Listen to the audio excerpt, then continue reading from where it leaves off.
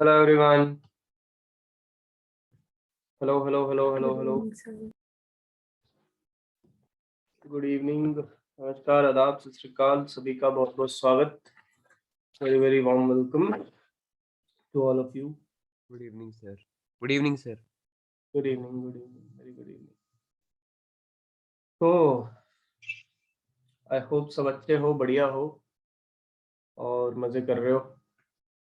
तो चलिए हम जहाँ पे थे हम उससे आगे बढ़ते हैं और आगे बढ़ के जो आज बातें हमें करनी है उसके बारे में डिस्कस करते हैं.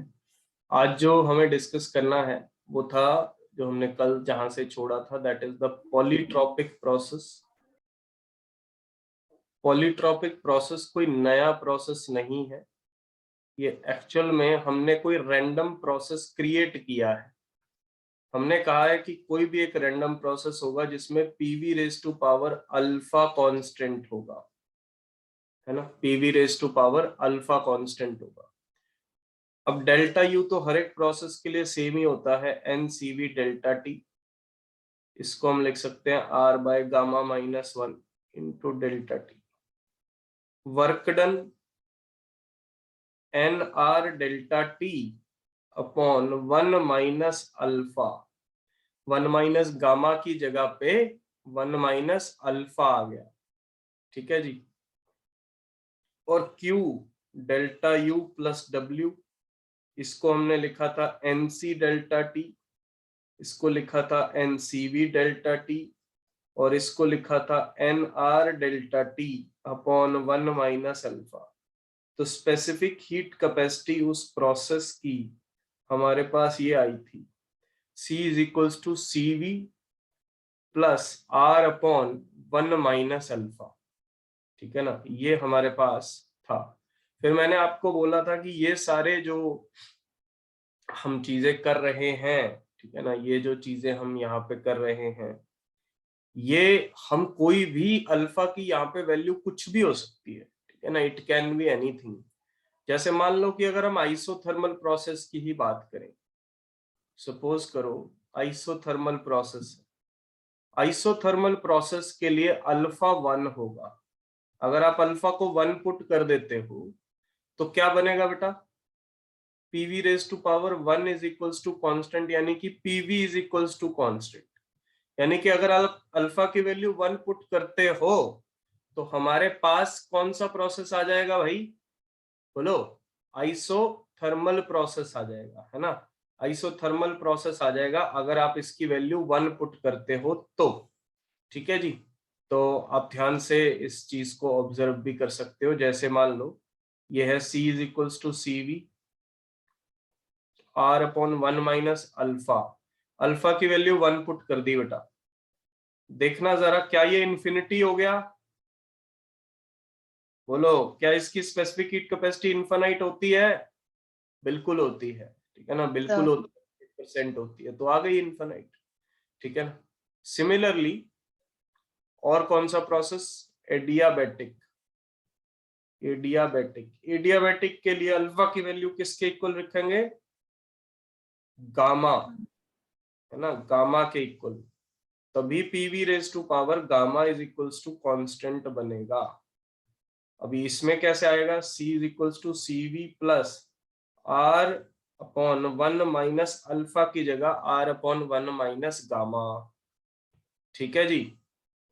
अब सीवी की वैल्यू क्या होती है, आर बाय गामा माइनस 1, ये सीवी की वैल्यू होती है, और यहाँ पे 1 माइनस गामा है, तो सी की वैल्यू कितनी आ गई, 0। कट गए, एक है गामा माइनस 1, एक है 1 माइनस गामा, ऑब्वियसली ये दोनों क्या हो गए, कैंसिल हो गए। तो स्पेसिफिक हीट कैपेसिटी की वैल्यू इसके लिए क्या आ गई, 0 आ गई। ठीक है ना, क्या आ गई, 0 आ गई। उसके बाद तीसरा प्रोसेस आइसोबारिक। आइसोबारिक प्रोसेस में प्रेशर कांस्टेंट होता है, तो उसके लिए आपको क्या करना पड़ेगा, अल्फा की वैल्यू 0 पुट कर दो। अल्फा की वैल्यू 0 पुट कर दो तो क्या बनेगा, PV raise to power 0 is equals to constant. तो वी रेज टू पावर 0 1 हो गया, है ना। इसका मतलब प्रेशर क्या हो गया, कांस्टेंट हो गया। That is pressure is equals to constant. ठीक है ना। यहाँ पे अल्फा की वैल्यू 0 पुट कर दो, 1 माइनस 0, तो ये बन गया सीवी प्लस आर। आगे मैं आपको बताऊंगा अभी, ये अपने आप सीपी बन जाएगा, ये अपने आप सीपी बन जाएगा भाई। सीवी में आर ऐड करने से सीपी बन जाएगा, सीवी में आर ऐड करने से सीपी बन जाएगा। आपको याद होगा, मैंने आपको करके भी दिखाया था, है ना, याद है, सीपी निकाला था हमने,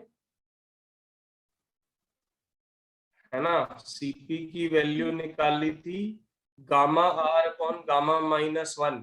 सीवी की वैल्यू थी आर अपॉन गामा माइनस 1 और सीपी की वैल्यू थी gamma R upon gamma minus 1। तो सीवी में आप कैपिटल आर ऐड कर दोगे तो हमारे पास सीपी अपने आप बन जाएगा।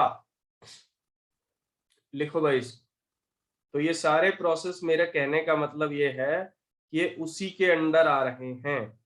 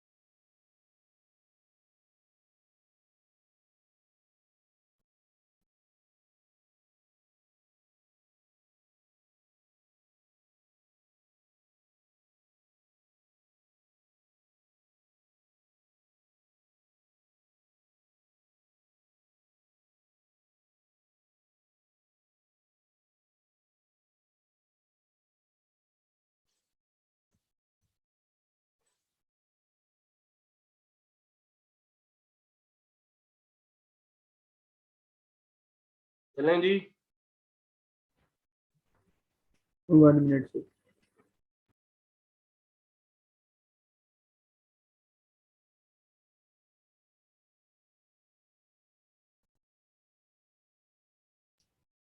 Done sir.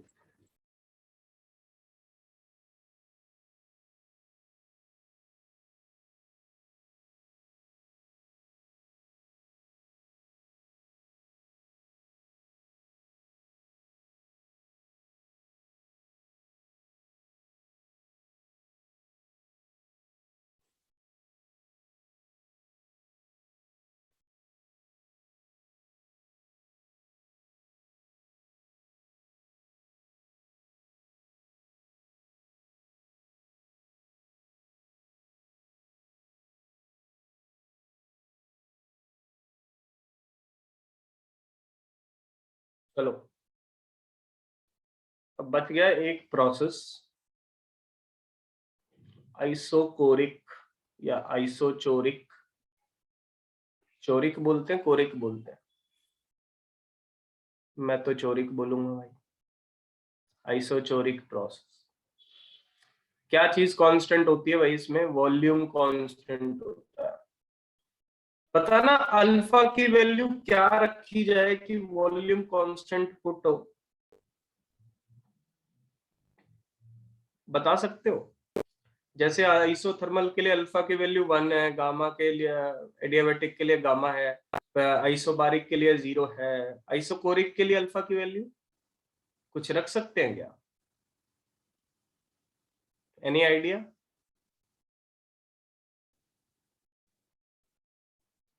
जीरो। 0 तो रख दी भैया, 0 तो रख दी, प्रेशर कांस्टेंट आ तो गया 0 से।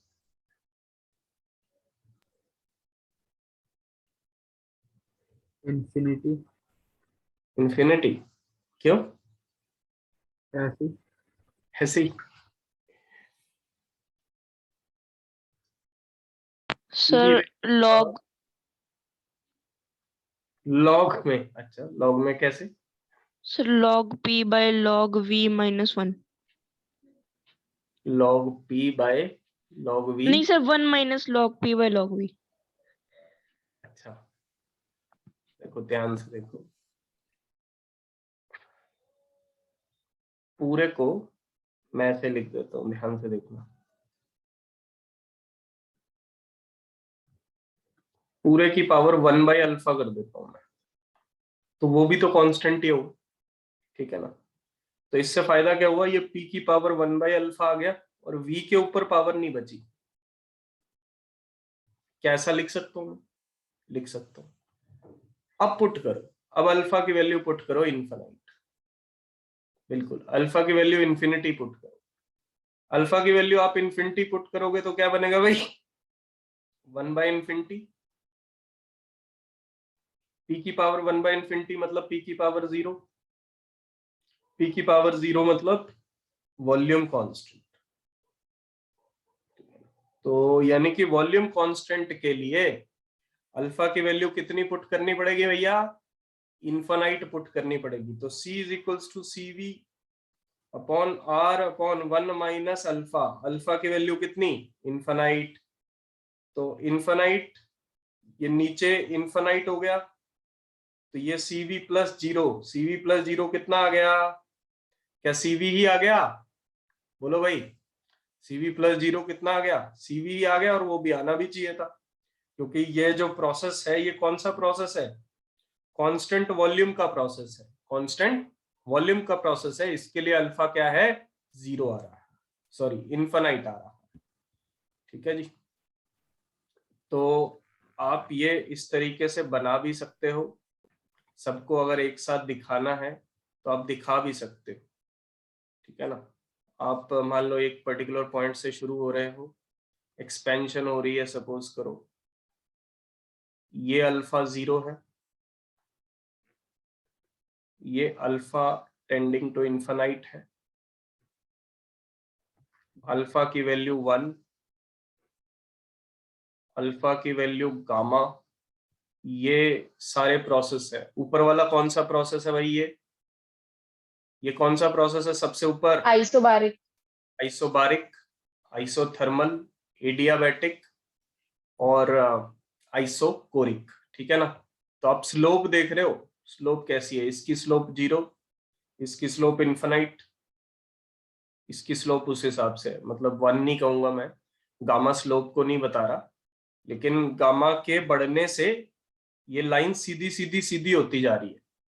अल्फा 0 का मतलब है कि गामा, अल्फा 0 का मतलब है कि ऐसे है लाइन, बिल्कुल स्लोप 0 है, और जैसे जैसे अल्फा होता जा रहा है तो ये लाइन वर्टिकल होती चली जा रही है, ठीक है ना? ये आप देख पा रहे हो, ये एक्सपेंशन प्रोसेस के दौरान है, this is during the expansion. अगर सेम चीज हम कंप्रेशन में देखें तो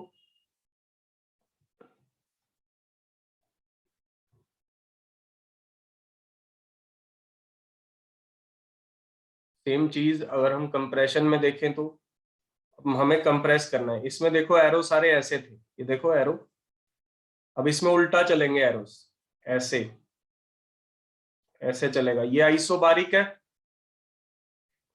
ठीक है जी, ये आइसोकोरिक। अब उल्टे से चलेंगे, ये अल्फा 0 है, ये अल्फा 1 है, ये अल्फा गामा के इक्वल है, और ये अल्फा टेंडिंग टू इन्फिनाइट है। समझ में आ रहे हैं प्रोसेस? प्रोसेस समझ में आ रहे हैं किस तरीके से रिलेट हो रहे हैं एक दूसरे से? यस ठीक है ना। कल भी मैंने आपको बताया था कि जब एक्सपेंशन होगा, कल मैंने आपको बताया भी था कि जब एक्सपेंशन होगा तो एडियाबेटिक वाली कर्व नीचे आएगी, ये देखो नीचे है, और जब कंप्रेशन होगा तो एडियाबेटिक वाली कर्व ऊपर आएगी, ये देखो यहाँ पे ऊपर है। लिख लो भाई, फटाफट लिखो।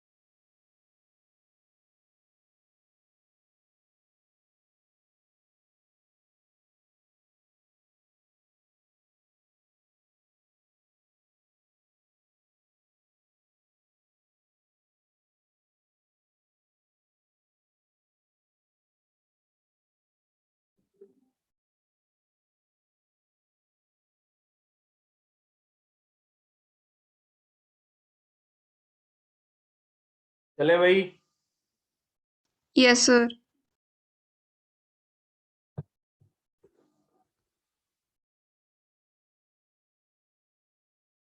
So 1 minute. चले।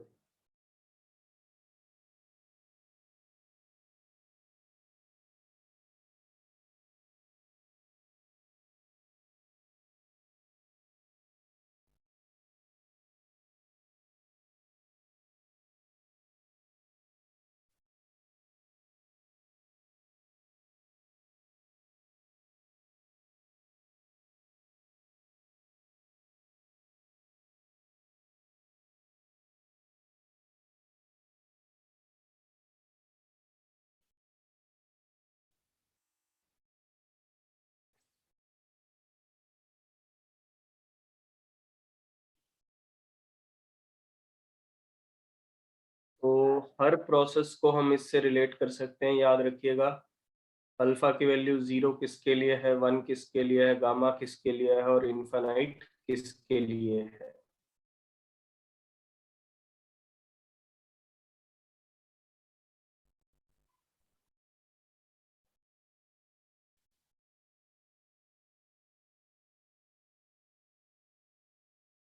चलें। Yes sir.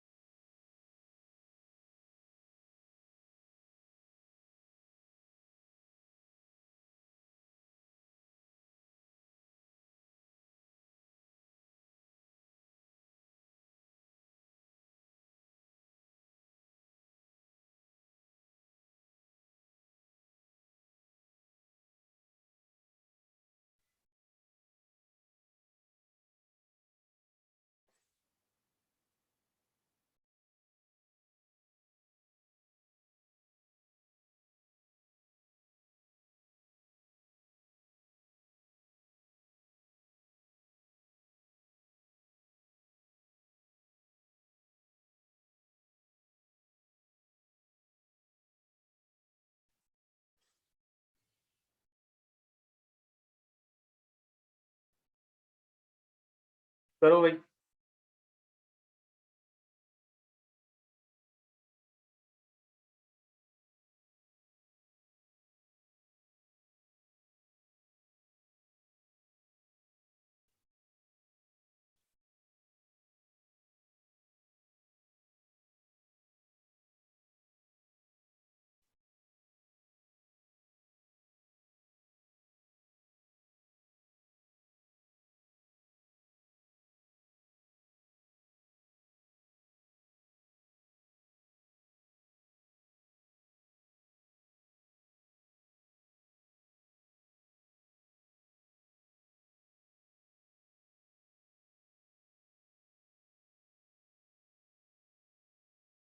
रिद्धि सही है बेटा।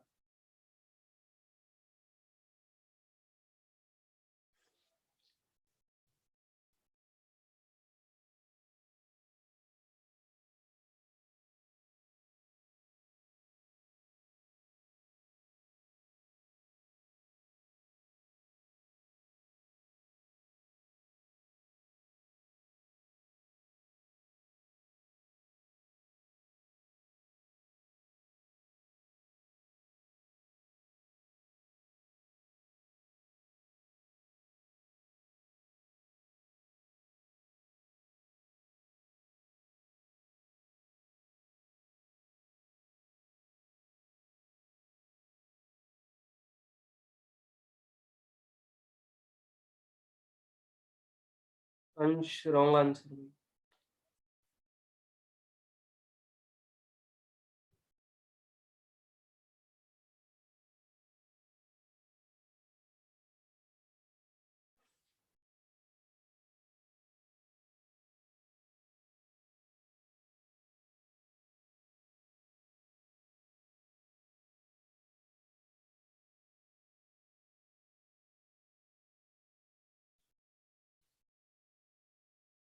Aryan wrong answer.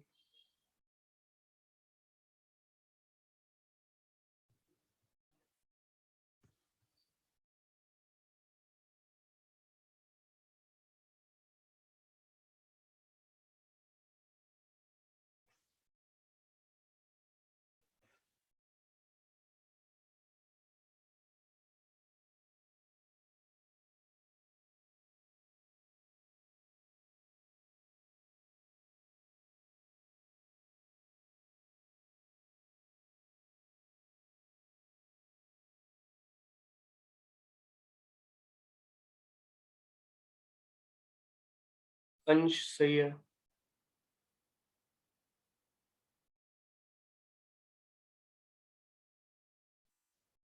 करो भैया। भूमि सही है। खुशी सही है।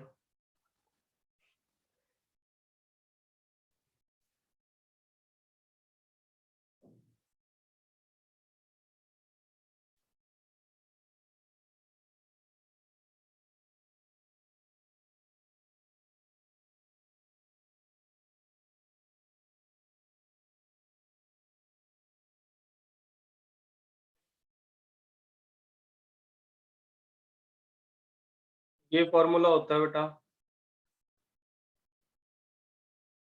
है ना। और PV raise to power alpha is equals to constant होता है। तो सबसे पहले तो बेटा इधर लेके आओ इसको, क्योंकि पीवी रेज टू पावर की फॉर्म में लेके जाना पड़ेगा ना। तो देयरफॉर अल्फा की वैल्यू -2 है, पहली बात तो ये समझ लो। सीवी का फॉर्मूला होता है आर अपॉन गामा -1, और ये R upon 1 minus alpha. Gamma की वैल्यू पुट कर दो 5/3 मोनोटॉमिक के लिए, और 1 माइनस अल्फा, अल्फा की वैल्यू -2। तो आर बाय गामा -1 2/3, और ये r/3। तो ये बन गया 3r/2 प्लस r/3। एलसीएम ले लो, 11r/6। This is our final answer. कोई डाउट किसी को भी? ठीक है ना। वॉल्यूम को इधर लेके आना है, फिर अल्फा बनाना है। अल्फा की वैल्यू -2 इस प्रोसेस के लिए। तो इसीलिए अब ये प्रोसेस कुछ भी नहीं है, अगर ये प्रोसेस देखा जाए, ना तो ये आइसोथर्मल है, ना ही एडियाबैटिक है, ना ही आइसोकोरिक है, ना ही आइसोबारिक है, चारों में से कुछ भी नहीं है। ये कुछ भी और प्रोसेस, कोई भी रैंडम प्रोसेस है, और है ना। तो जरूरी नहीं है कि उन चारों में से ही प्रोसेस आए, कुछ भी और बन के भी आ सकता है। तो अपने को हर एक प्रोसेस के लिए तैयार रहना है कि हाँ भाई ये आ सकता है।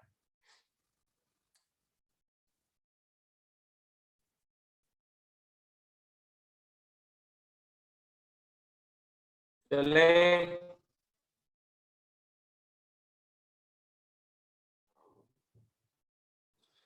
लिख लो भाई, फटाफट लिखो, लिख लो लिख लो। तो याद रहेगा ये फॉर्मूला मेन है भाई, C is equals to CV plus R upon 1 minus alpha. और अल्फा की वैल्यू आपको पता ही है कि कैसे फाइंड आउट करनी है।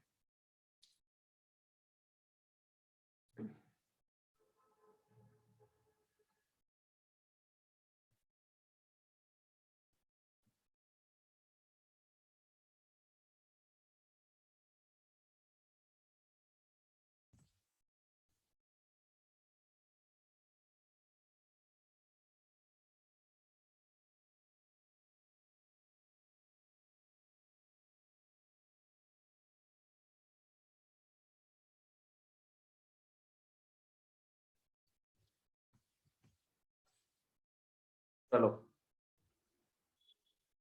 आगे बढ़ते हैं।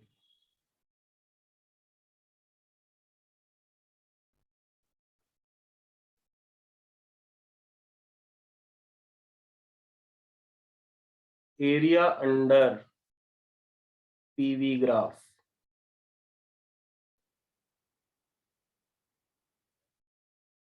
PV ग्राफ के अंडर जो एरिया होता है वो वर्क डन बताता है बेटा हमें, है ना।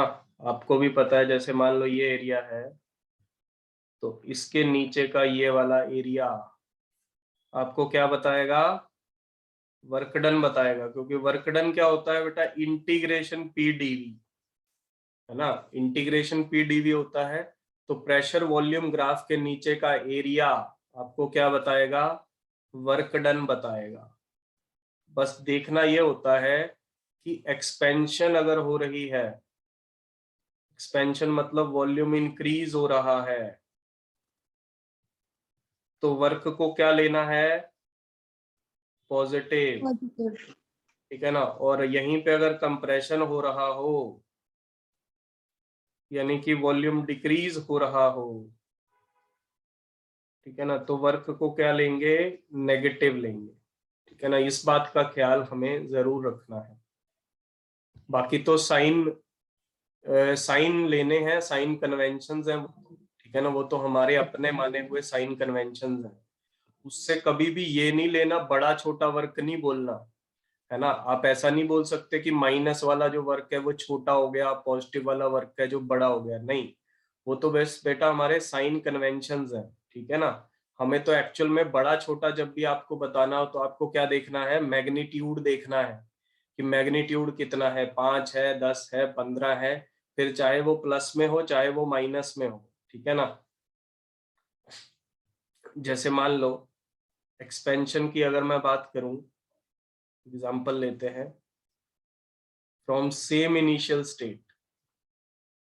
स्टेट सेम है, ठीक है जी, इनिशियल स्टेट सेम है और उससे एक्सपेंशन हो रही है। जैसे इधर देखो,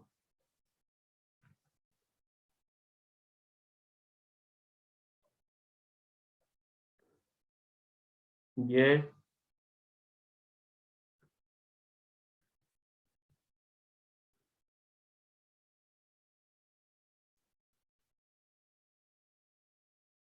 4 ग्राफ थे, alpha 0, alpha 1, alpha is equals to gamma, alpha tending to infinite. एक ही स्टेट से यहां से शुरू हो रहे हैं, ठीक है ना। तो बताओ किस प्रोसेस में वर्क डन ज्यादा है, सबसे ज्यादा वर्क डन किस प्रोसेस में है इसमें, alpha is equals to 0। Alpha is equals to 0 में उसके नीचे का एरिया ज्यादा आएगा, तो वर्क डन बेटा आइसोबारिक, ठीक है ना। आइसोबारिक प्रोसेस में सबसे ज्यादा वर्क डन होगा, फिर उसके बाद आएगा आइसोथर्मल में, कई बार आपसे वो पूछ लेंगे, फिर आएगा एडियाबैटिक में, और सबसे कम आइसोकोरिक में। इसमें तो होगा ही नहीं ना, जीरो।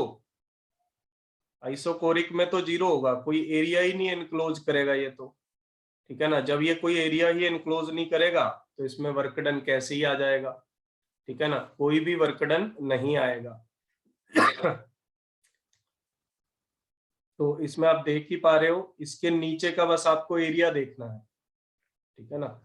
ये देखो, इसके नीचे का एरिया तो पूरा आ जाएगा। अल्फा इज इक्वल्स टू 1 के नीचे का एरिया बनाना मत, तो अल्फा इज इक्वल्स टू 1 के नीचे का एरिया इतना इतना सा होगा। Alpha is equals to gamma के नीचे का एरिया इससे भी छोटा हो जाएगा, ठीक है ना, वो ये इतना एरिया रह जाएगा, ठीक है ना। वॉल्यूम वाले ग्राफ के नीचे कुछ एरिया आएगा ही नहीं, क्योंकि वो तो सीधी लाइन है, तो सीधी लाइन के नीचे तो कुछ भी एरिया नहीं होगा। तो सबसे ज्यादा जो वर्क डन होगा वो आइसोबारिक प्रोसेस में होगा, फिर आइसोथर्मल में होगा, फिर एडियाबैटिक में होगा, और फिर आइसोकोरिक में होगा, उसमें जीरो हो जाएगा, ठीक है जी। ओके, अगर यही चीज कंप्रेशन में हो जाए, फ्रॉम सेम इनिशियल स्टेट,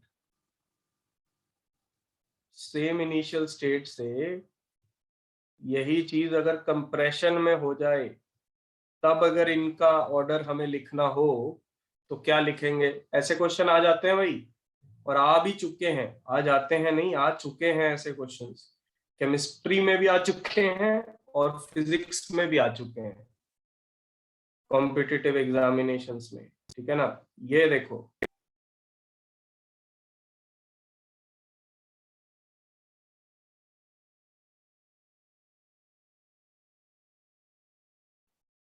हाँ जी,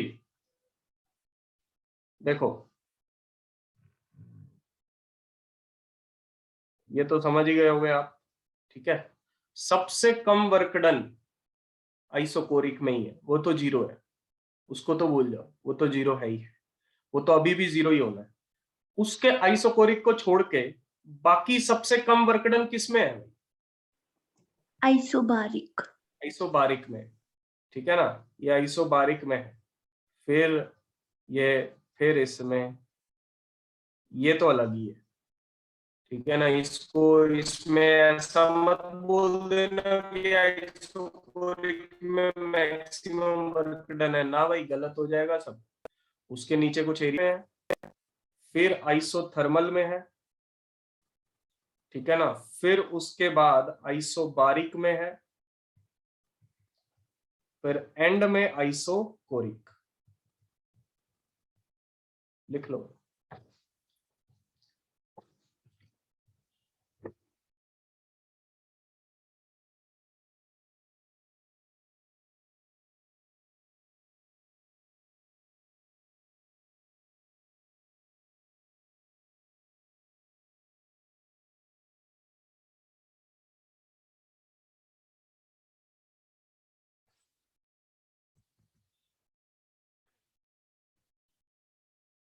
एग्जैक्टली ऑपोजिट नहीं आएगा बेटा ऑर्डर, क्योंकि जो आइसोकोरिक है ना वो एंड में ही रहेगा। आइसोकोरिक पहले भी एंड में था और अभी भी एंड में है, बाकी ऑर्डर उल्टा हो जाएगा। बाकी जो 3 का ऑर्डर है वो उल्टा हो जाएगा, लेकिन आइसोकोरिक बिल्कुल एंड में ही रहेगा।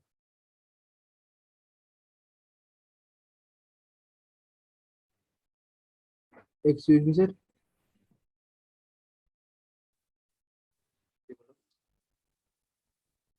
बोलो बोलो बोलो।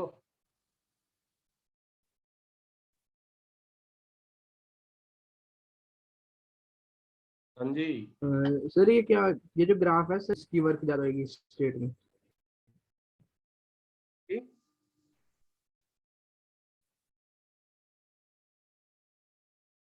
एरिया बेटा, जिसके नीचे का एरिया ज्यादा है उसका वर्क डन ज्यादा होगा।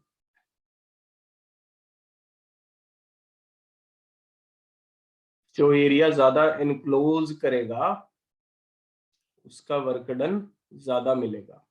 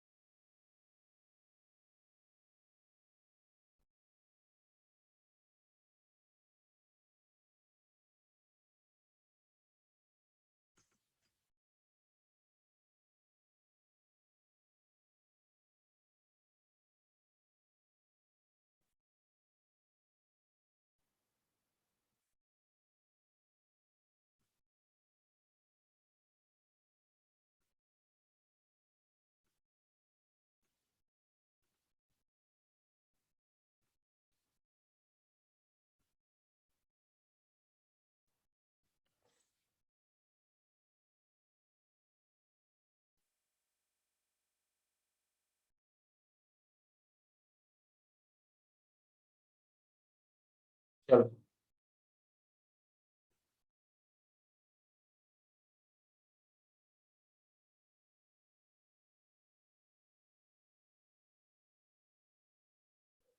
मेयर्स फॉर्मूला, ये साइंटिस्ट का पूरा नाम था रॉबर्ट मेयर, ठीक है ना। रॉबर्ट मेयर जिन्होंने दुनिया को फर्स्ट लॉ ऑफ थर्मोडायनेमिक्स दिया था, ये भी डिप्रेशन का शिकार थे, ठीक है ना। तो सुसाइड करने की कोशिश भी इनके द्वारा की गई थी। तो मेयर्स फॉर्मूला क्या कहता है, ठीक है ना, उसके बारे में हम पढ़ेंगे। सिंपल सी बात है, अब हमें सीपी और सीवी के बीच में रिलेशन निकालना है, ठीक है ना। मेयर्स फॉर्मूला ये कहता है कि CP minus CV is equals to R होता है। Cp minus Cv is equals to R होता है. This is Mayer's formula. Cp minus Cv is equals to R, where Cp is the molar specific heat capacity at constant pressure and Cv is the molar specific heat capacity at constant volume. Cv जो है वो तो हर process में आ जाता है। Cp कौन से वाले प्रोसेस के अंदर आता है बेटा? कांस्टेंट है ना, प्रेशर वाले में, कांस्टेंट प्रेशर वाले में। तो एग्जांपल लेते हैं हम आइसोबारिक प्रोसेस का, उससे हम इनका रिलेशन निकालेंगे। बहुत आसान डेरिवेशन है, बहुत ही आसान, ठीक है ना। First law of thermodynamics, first law लिखूंगा मैं, Q is equals to delta U plus W, ठीक है जी। Q को क्या लिखेंगे, NCP डेल्टा T लिख सकते हैं, बिल्कुल लिख सकते हैं। Delta U NCV delta T। Work done को क्या लिख सकते हैं, NR डेल्टा T, ये आइसोबारिक के लिए वर्क होता है। N कट गया, delta T delta T delta T cut गया, Cp is equals to CV plus R हो गया, ठीक है ना।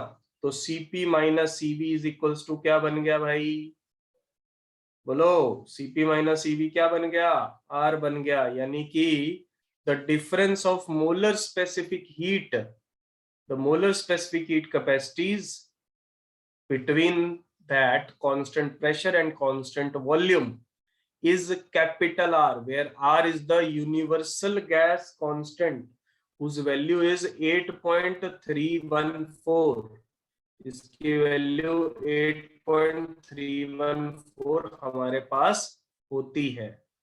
क्या ये बात समझ में आई, बोलो भाई, is that clear. Cp minus Cv जो है वो हमारे पास क्या आएगा, R के इक्वल आएगा भाई, और इन दोनों का जो रेशो होता है वो गामा के इक्वल होता है, ठीक है ना। इन दोनों का जो रेशो होता है वो गामा के इक्वल होता है। बाकी Cv को कैसे लिख सकते हैं आर की फॉर्म में, बाकी सारी चीजें वो तो हम अगले चैप्टर में करेंगे, ठीक है ना। अच्छा, फिलहाल के लिए relation between molar specific heat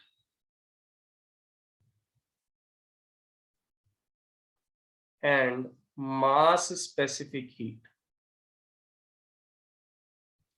relation between molar specific heat या mass specific heat. Molar specific heat को कैपिटल C से लिखते हैं, capital C। Mass specific heat को बेटा S से लिख देते हैं, या तो S से या फिर छोटा c, ठीक है ना। या तो S से या फिर छोटे c से भी लिख दिया जाता है कुछ बुक्स के अंदर, तो घबराने की आवश्यकता नहीं है। अच्छा जी, अब आपको पता है कि Q क्या होता है, NC डेल्टा T या फिर MS डेल्टा T, यही होता है बेटा। हमने कैलोरीमेट्री में पढ़ा था MS डेल्टा T, और इस चैप्टर में आके पढ़ा NC डेल्टा T, बात तो एक ही है। वो मास की फॉर्म में है, ये मोल की फॉर्म में है, तो इसका मतलब क्या ये दोनों क्वांटिटीज आपस में बराबर हैं? Yes, sir. है ना। Therefore N into C is equals to M into S, ठीक है ना। तो N क्या है, number of mole, number of mole होता है मास अपॉन मॉलिक्यूलर मास। अरे ये तो पता है ना, मास अपॉन मॉलिक्यूलर मास, ये बताने की जरूरत नहीं होनी चाहिए बेटा। No, sir. एम होता है मास ऑफ गैस, कितना मास प्रेजेंट है, और एम होता है मॉलिक्यूलर मास। मॉलिक्यूलर मास, इसका मतलब अगर आपको एक पता है तो दूसरा आ जाएगा। स्पेसिफिक हीट कैपेसिटी मोलर वाली is equals to molar mass into mass specific heat capacity, या फिर मास वाली स्पेसिफिक हीट कैपेसिटी अगर आपको निकालनी है तो मोलर वाली को मॉलिक्यूलर मास से डिवाइड कर दो, ठीक है ना। सिंपल सी बात। अगर आपके पास मास स्पेसिफिक हीट कैपेसिटी है एस है, तो अगर आप उसको मॉलिक्यूलर मास से मल्टीप्लाई कर दोगे तो बड़ा सी आ जाएगा, ठीक है ना। और अगर बड़े सी को कैपिटल एम से डिवाइड कर दोगे तो एस आ जाएगा या छोटा सी आ जाएगा। एस बोल दो या छोटा सी बोल दो, बात तो एक ही है। तो ये फॉर्मूला याद रखिएगा, लिख लो। Sir NC is equal to M S एक बार दोबारा बता दो क्या चीज? कि NC is equal to M S कैसे आया। एक ही चीज के दो फॉर्मूले हैं बेटा। एम एस डेल्टा टी ये तो कैलोरीमेट्री में पढ़ा है हमने फॉर्मूला। उसी चीज को मास की फॉर्म में लिखा और उसी चीज को मोल्स की फॉर्म में लिखा।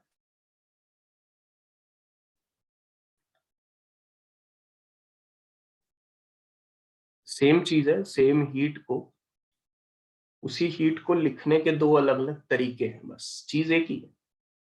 उसको मोल्स की फॉर्म में लिखो या मास की फॉर्म में लिखो, वो आपकी मर्जी।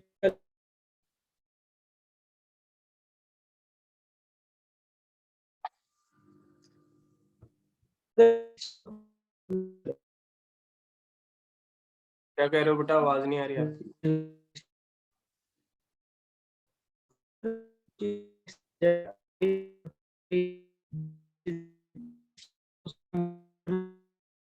आवाज नहीं आ रही, आवाज नहीं आ रही बेटा।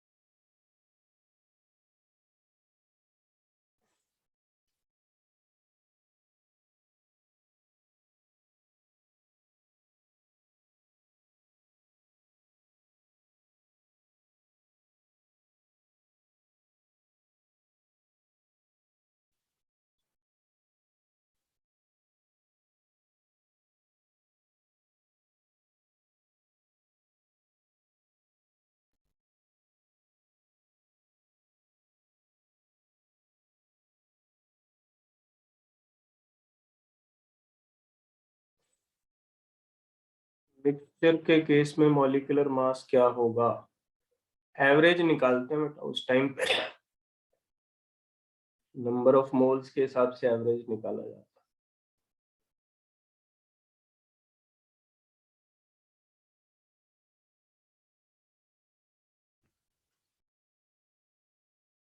चलें जी। Yes, sir.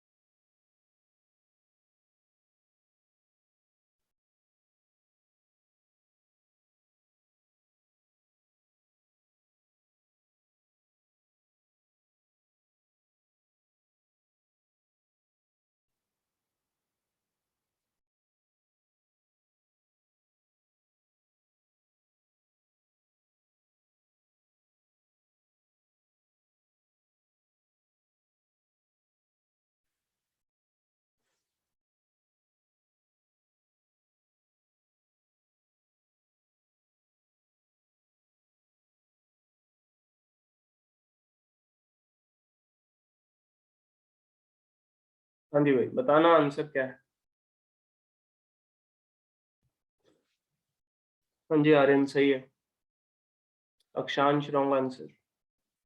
Riddhi wrong answer. Karan wrong answer. Dhruv wrong answer. Akshansh Kataria wrong answer. नहीं, अंश कटारिया। धृति रॉन्ग आंसर। अक्षांश सही है, अंशिका सही है।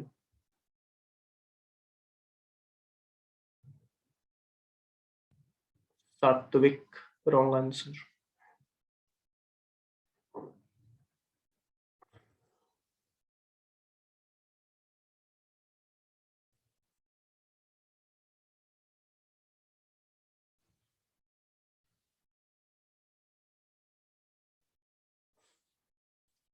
धृति रॉन्ग आंसर।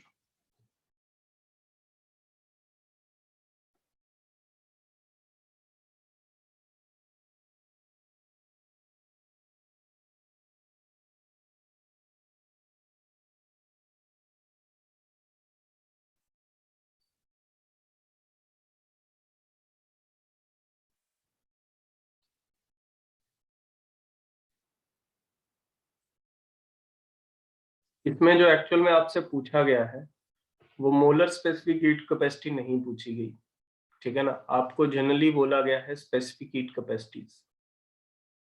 तो वो जो लिखे हुए हैं वो जनरली लिखे हुए हैं छोटा सी और छोटा सीपी और छोटा सीवी, वो छोटे हैं, ठीक है ना। अब जब आपको क्वेश्चन टाइप होके आएगा, ठीक है ना, जब भी आप एग्जाम हॉल में बैठे होगे तो क्वेश्चन टाइप होके आएगा, तो उसमें ऐसे कर्सिव हैंडराइटिंग में सी नहीं बना होगा। वैसे तो छोटा सी हम ऐसे बनाते हैं, है ना, कर्सिव हैंडराइटिंग में छोटा सी ऐसे बनाते हैं, लेकिन एग्जाम में जब आपको टाइप होके आएगा तो ऐसे छोटा नहीं बना होगा, ठीक है ना। तो वो वैसे छोटे लेटर्स होंगे जो दिखाए जाएंगे वहां पे। फिर भी अगर मोलर वर्ड नहीं लिखा हुआ तो इसका मतलब यही है कि मास की बात हो रही है। अब सीपी बड़े वाला जो अगर हम लेके चले तो वो आर के बराबर होता है, इसमें तो कोई दो राय नहीं है, चाहे कोई भी गैस हो, इससे कोई फर्क नहीं पड़ता, इरिस्पेक्टिव ऑफ गैस। तो इरिस्पेक्टिव ऑफ गैस ये तो यही होता है, ठीक है ना।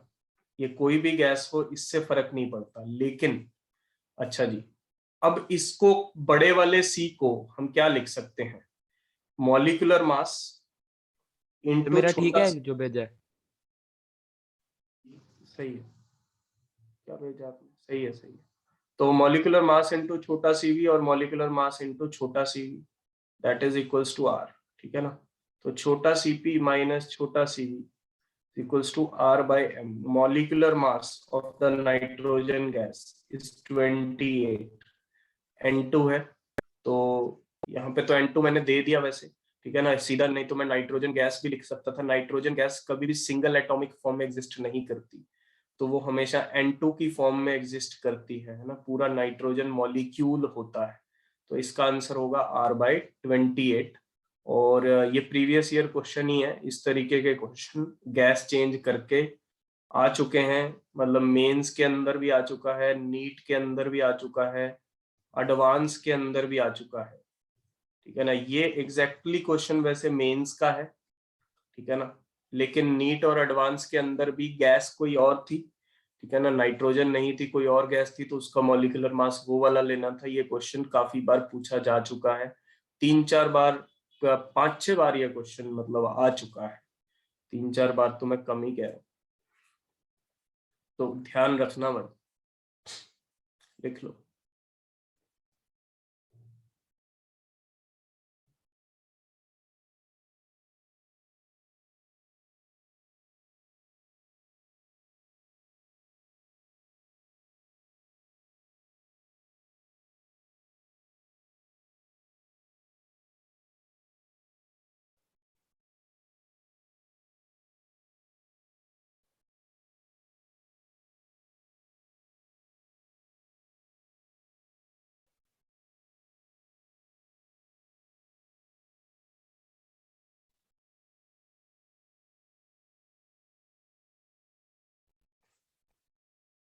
बठिंडा वालों की क्लासेस अलग चल रही हैं क्या कुछ?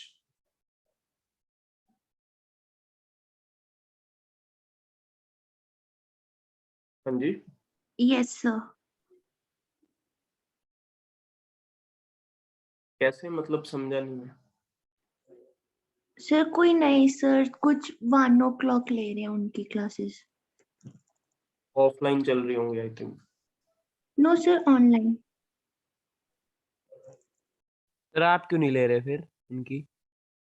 एक ही तो दो अलग लगा रहे हैं।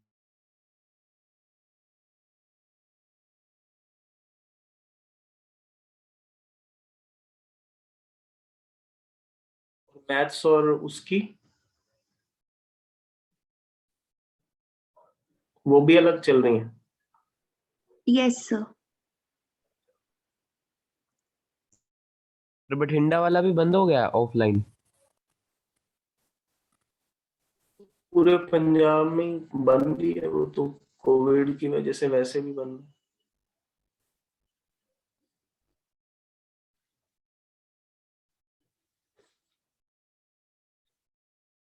चलो जी आगे चलें। Yes, sir.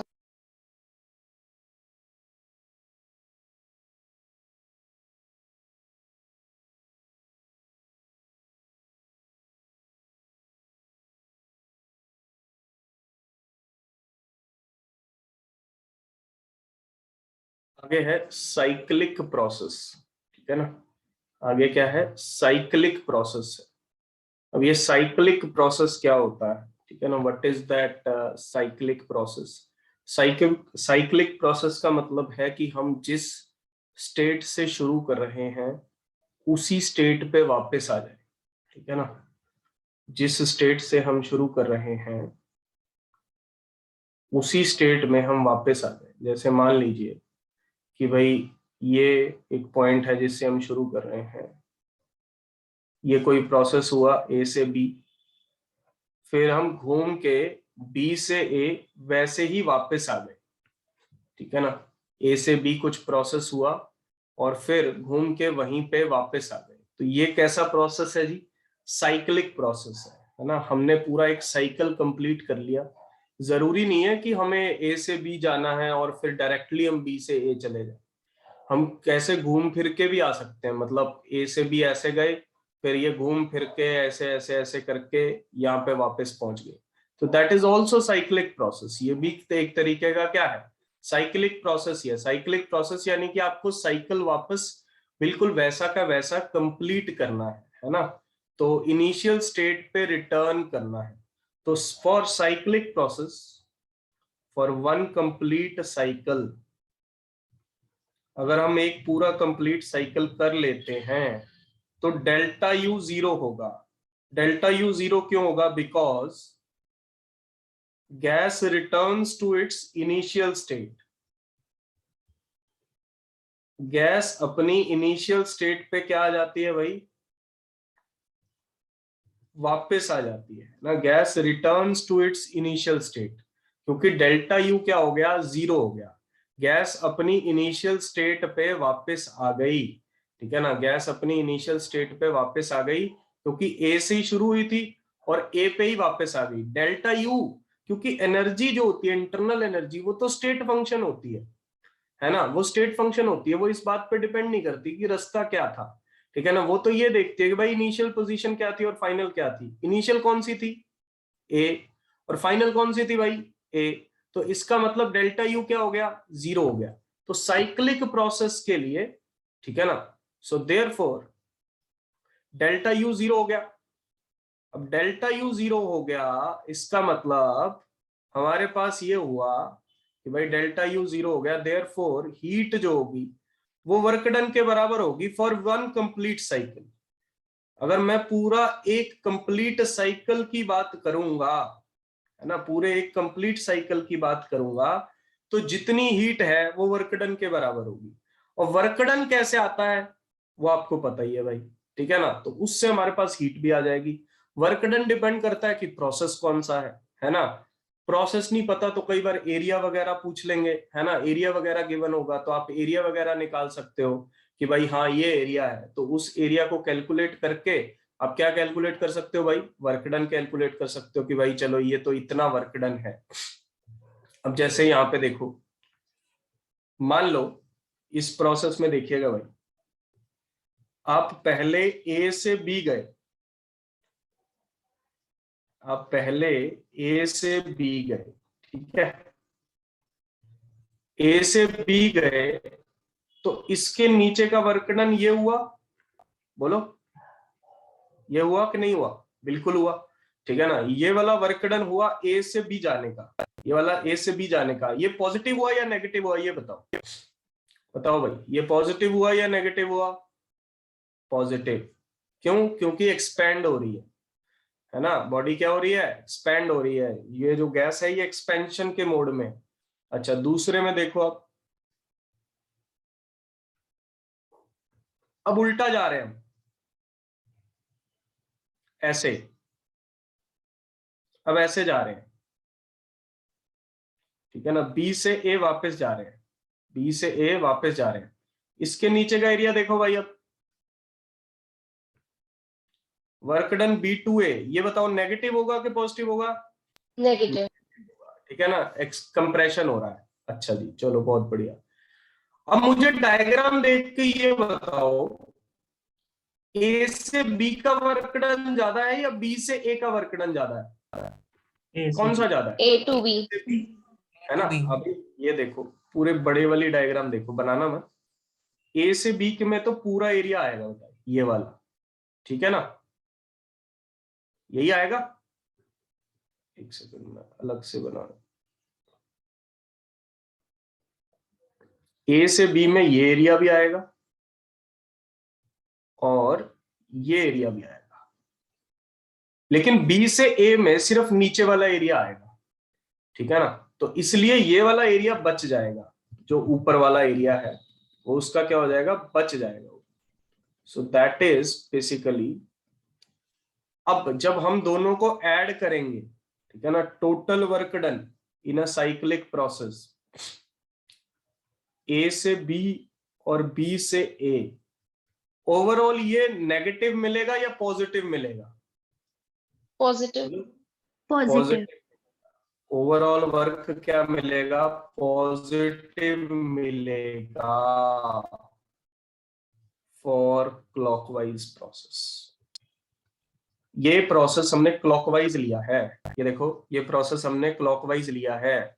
यहीं पे अगर ये प्रोसेस एंटी क्लॉकवाइज होता तो नेगेटिव आता, अपने आप नेगेटिव बन के आता, तब नेगेटिव वाला जो वर्क डन है वो ज्यादा होता और पॉजिटिव वाला कम होता।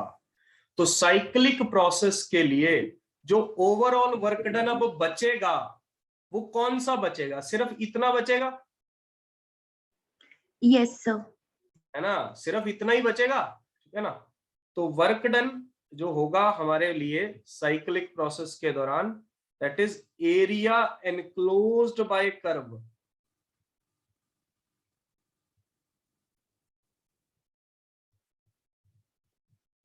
Is equals to work done.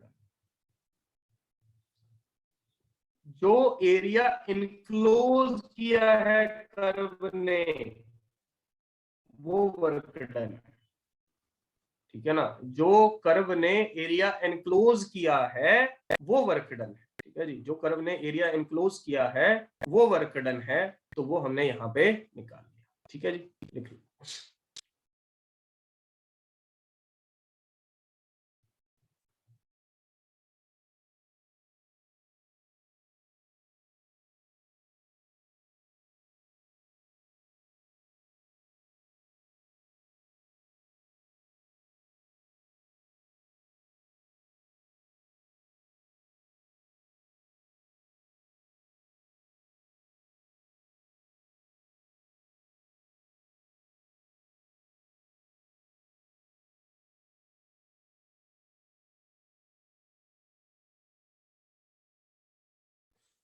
तो साइक्लिक प्रोसेस के लिए जो ओवरऑल वर्क डन बचेगा, जो वो कर्व बनेगी, उस कर्व के अंदर अंदर का जो एरिया होगा वो हमारा वर्क डन निकल करके आएगा।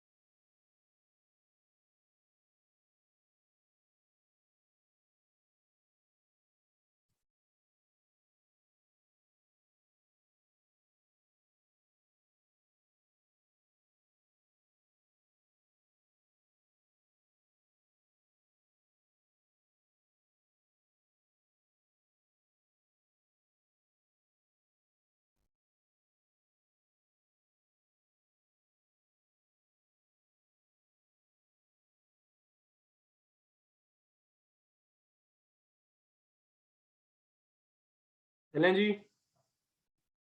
Yes, sir.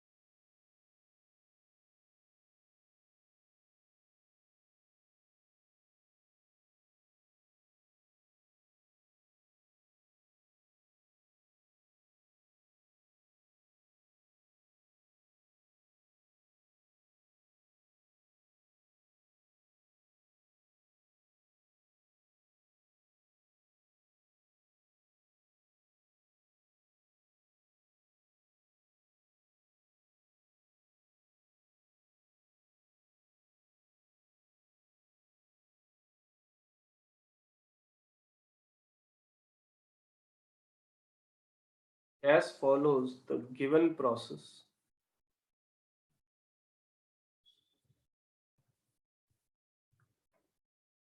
पहला part,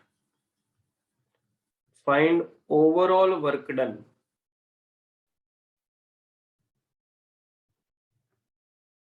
in one cycle.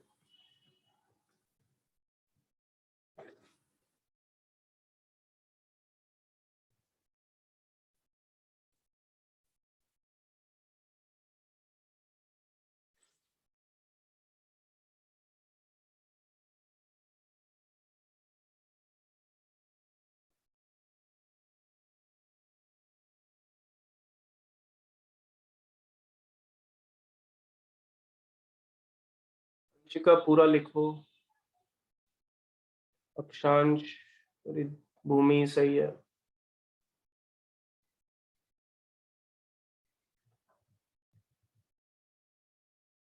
Aryan सही है।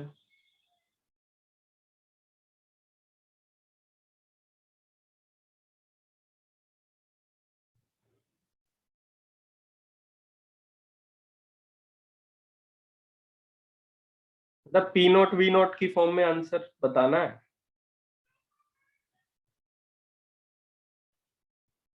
वो नहीं लिख रहे आप साथ में।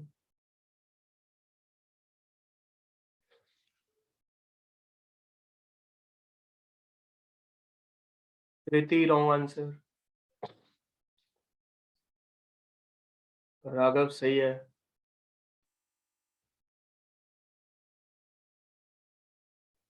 अंश सही है।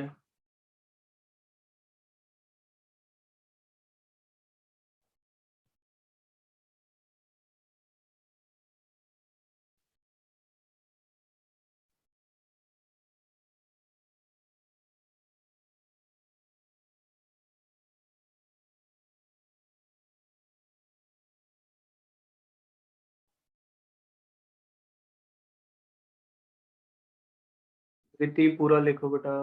मनोभव सही है। रिति साइन। Taranveer wrong answer. ध्रुव रिति सही है। अंशिका सही है।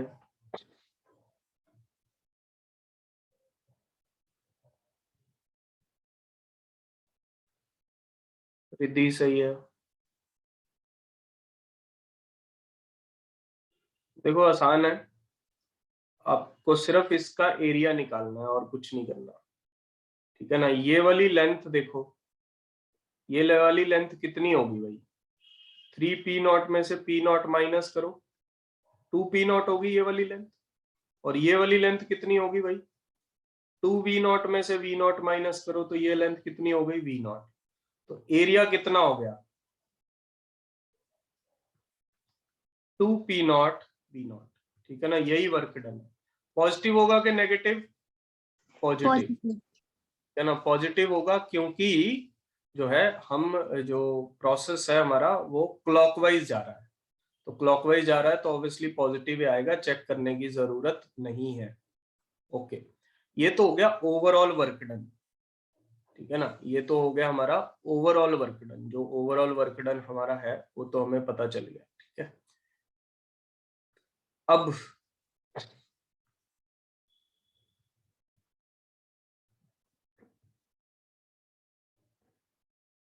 if temperature at A is equals to T naught, find temperature at C point पे टेम्परेचर बताओ।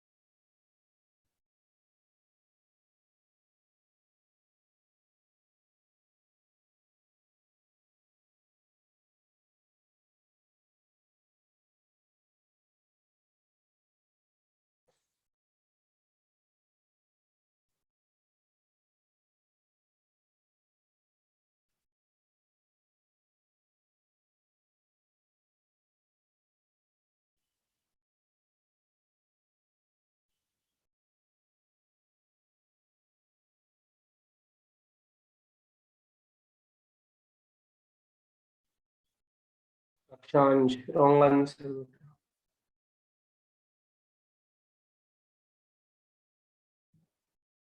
खुशी सही है।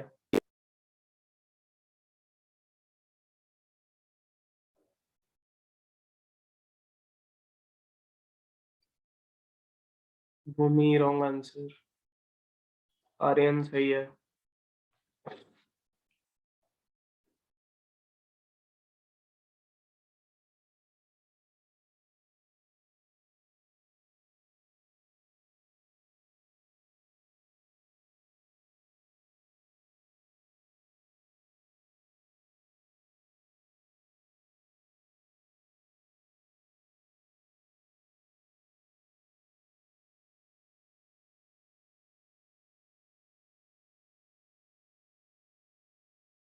ध्रुव सही है। Riddhi wrong answer.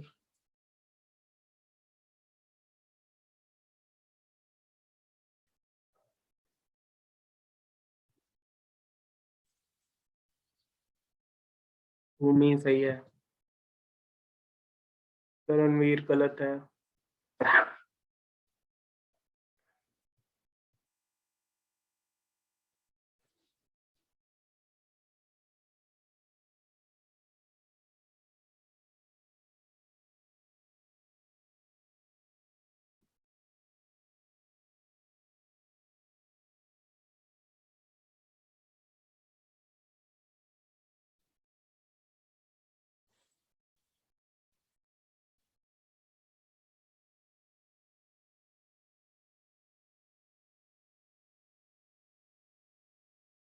रिद्धि सही है। धृति रॉन्ग आंसर।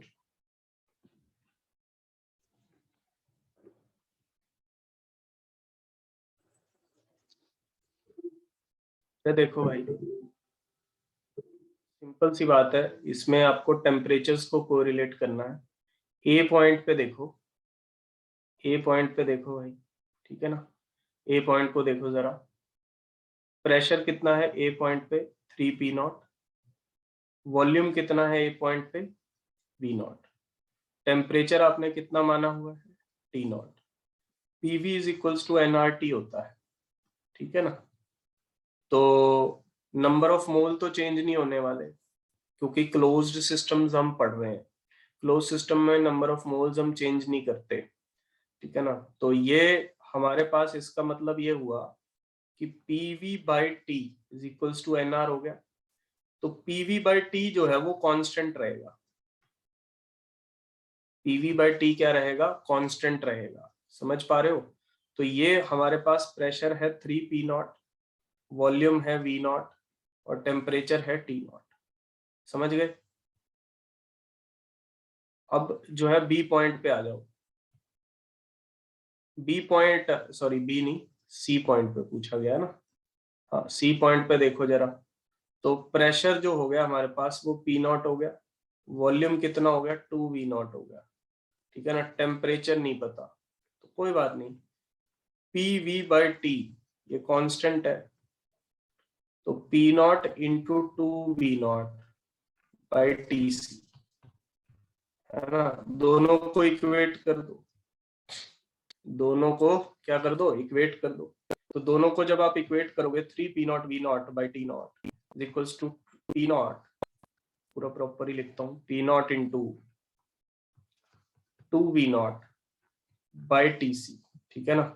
तो टीसी हमारे पास कितना आएगा, 2t0 डिवाइडेड बाय 3, ठीक है ना। So that would be our answer, है ना। सी पॉइंट पे जो टेम्परेचर होगा वो 2t0 बाय 3 होगा। Is that clear? बोलो भाई, क्लियर है? Yes sir. हर पॉइंट का प्रेशर टेम्परेचर आप ऐसे हर एक का निकाल सकते हो, ठीक है ना। जैसे आप डायरेक्टली पता कर सकते हो, है ना। जैसे ए से बी है, देखो ए से बी है, प्रेशर कांस्टेंट है, ठीक है ना। ए से बी प्रोसेस में देखो प्रेशर कांस्टेंट है, ठीक है ना, प्रेशर कांस्टेंट है, वॉल्यूम डबल हो गया। ए से बी प्रोसेस में देखो प्रेशर कांस्टेंट है, वॉल्यूम डबल हो गया, तो इसका मतलब volume is directly proportional to temperature, क्योंकि PV is equal to nRT होता है, ठीक है ना। ए से बी में तो प्रेशर कांस्टेंट है ही, तो volume is directly proportional to temperature. अगर वॉल्यूम डबल हो गया है तो टेम्परेचर भी डबल हुआ होगा, है ना। इसका मतलब इस पॉइंट का टेम्परेचर 2t0 होगा, पक्की बात, बिना सॉल्व करे आप बता सकते हो, ठीक है ना। बड़ी आसानी से बता सकते हो। आप कहोगे कि भाई ए से बी प्रेशर कांस्टेंट है, ए पॉइंट पे टेम्परेचर T0 था, वॉल्यूम डबल हुआ है, तो इसका मतलब टेम्परेचर भी डबल हुआ होगा। इस तरीके से आप सोच सकते हो, है ना। तो ऐसे आप मतलब कोई भी चीज आपसे पूछी जा सकती है पूरे प्रोसेस के दौरान कि भाई ये क्या होगा या ये क्या होगा, इस तरीके की चीजें आपसे निकलवाई जा सकती है। क्लियर है जी? चलो लिख लो फटाफट।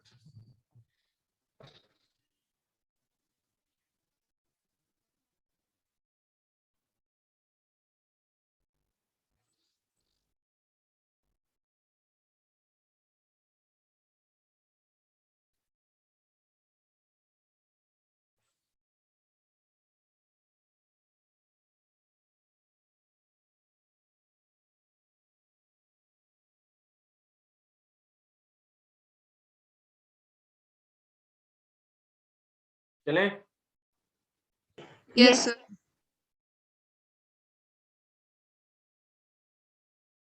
ये है melting process.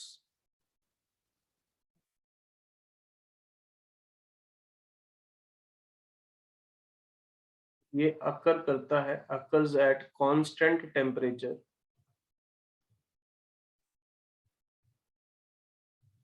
Eight a given pressure.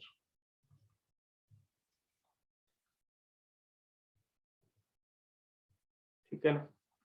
जब मेल्टिंग होती है there is not much change in volume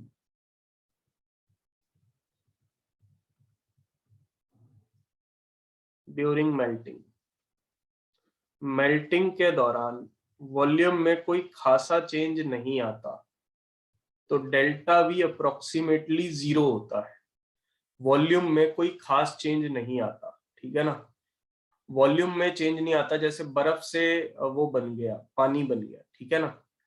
तो हालांकि फर्क होता है ना। बर्फ का वॉल्यूम ज्यादा होता है, पानी का कम होता है, उल्टा होता है पानी के केस में, है ना। जो बाकी सब्सटेंसेस के केस में मैंने आपको बताया भी था कि पानी जो है वो पिघल के कम वॉल्यूम घेरता है as compared to ice. Ice ज्यादा वॉल्यूम घेरती है, लेकिन इतना भी ज्यादा कोई फर्क इनमें नहीं होता।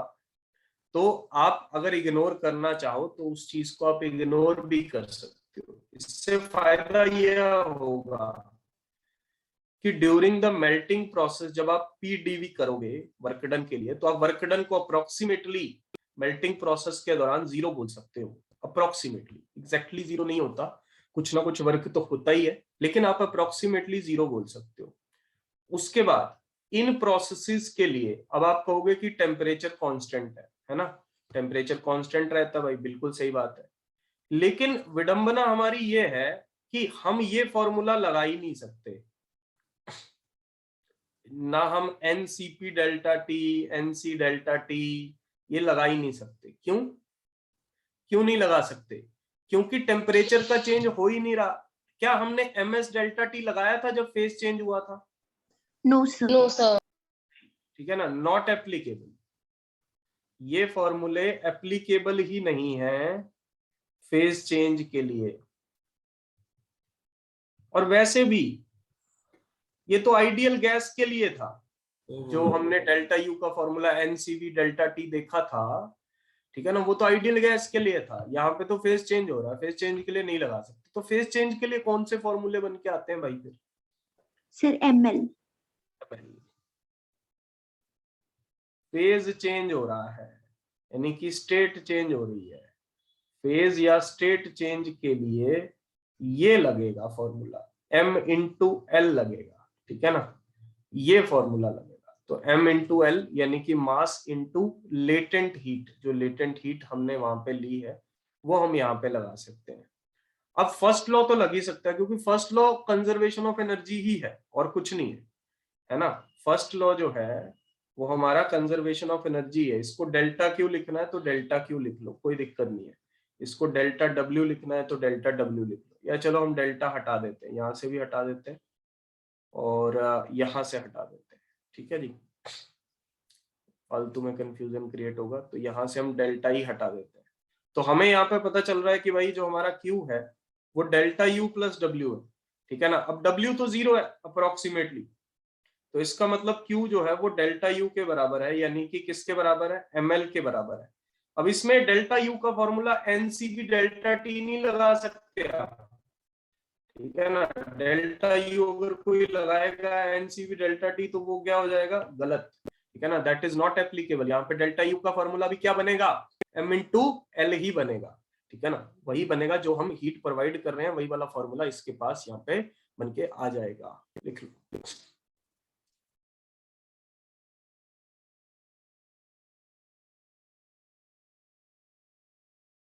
चलो फिर आज के लिए इतना ही रखते हैं। तकरीबन हमारा फर्स्ट लॉ ऑफ थर्मोडायनेमिक्स जो है, इस पे जो भी एग्जांपल्स थे हमारे तकरीबन खत्म हो गए। एक आधी चीज बस बॉइलिंग प्रोसेस वाली बची है, वो हम कल मैं आपको बता दूंगा। फिर उसके बाद हम हीट इंजन्स को स्टडी करेंगे इसमें। तो मोस्ट प्रोबेबली हमारा 2 लेक्चर का काम है ये, ज्यादा से ज्यादा, इससे ज्यादा का काम नहीं है। तो सर उसके पूरा बाद चैप्टर थर्मोडायनेमिक्स, बिल्कुल।